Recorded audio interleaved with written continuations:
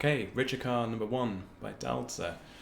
First thing I'd like to look at in this piece, tip number 1, is in bar 14. We've just got one of these little turns or gruppy.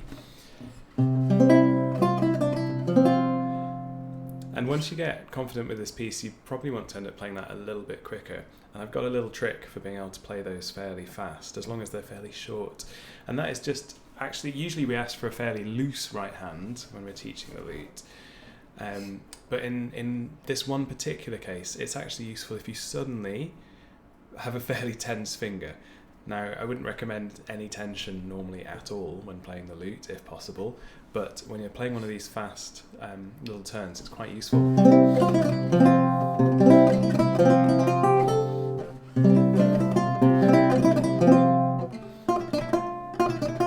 Just worth having a few goes at that yourself. Tip number 2 is 19, bar 19. We've got quite a stretch. Or if you're playing, unless you're playing a particularly small lute, there's a bit of a stretch there. So just prepare yourself for that a little bit and make sure that your left hand is comfortable in that position, your thumb's in a sensible place on the back of the instrument.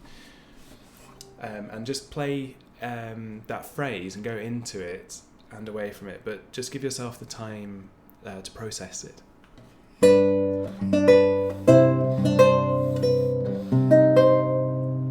try just stopping there to make sure that you're finding the notes and the frets accurately before you carry on, etc.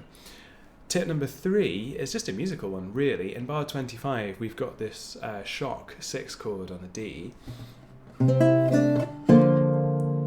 which is really, really beautiful in context. It's really nice. So just try bringing that out, and you could do that in many ways. You could arpeggiate it, you could just give it a tiny moment in the space in the music.